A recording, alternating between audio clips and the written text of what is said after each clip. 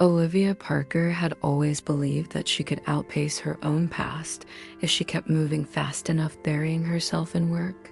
And late-night coffee-fueled writing sessions for her investigative journalism column in the kind of social isolation that made her an enigma to her friends and an ongoing mystery to her family. But when her sister announced she was getting married and casually mentioned that, "You're not coming alone, are you?"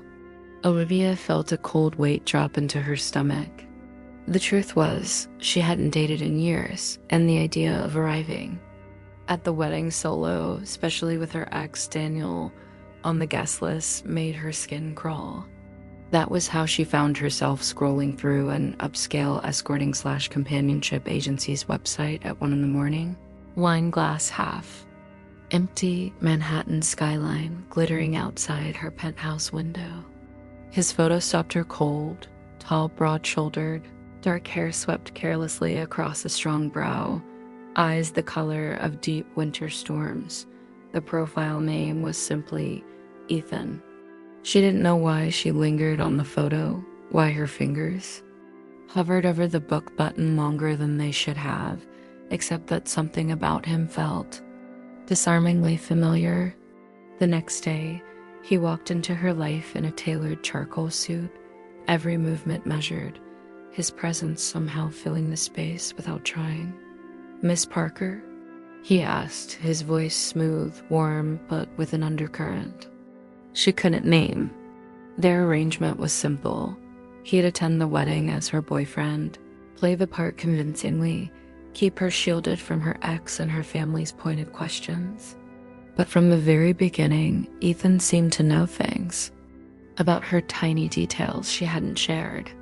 He commented on her preference for black coffee, the way she always tucked her hair behind her right ear when she was nervous, even the exact year she'd stopped celebrating her birthday.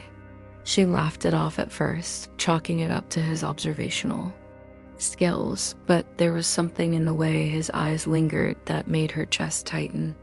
The wedding weekend was a blur of glittering champagne glasses, forced smiles, and dances under chandeliers where Ethan's hand at the small of her back felt both protective and possessive.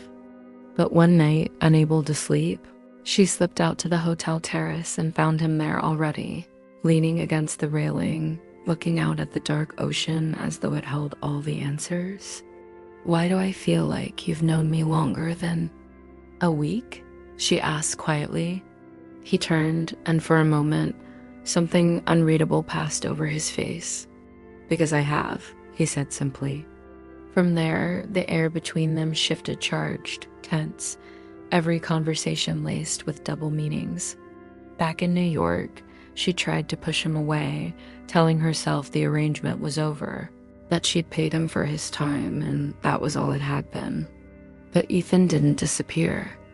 She'd see him in the coffee shop below her building, leaning against a lamppost outside her office, always watching, not in a way that felt dangerous, but in a way that felt like he was waiting. The more she confronted him, the more she realized that Ethan's knowledge of her life wasn't coincidence. He knew about her father's scandal before it made the papers, about the source she'd been protecting in her latest expose. Even about the night she'd found herself locked in a stranger's car in a shadowed parking garage 5 years ago, a night she'd never told anyone about. "I was there," he said when she demanded to know how he knew. "I got you out."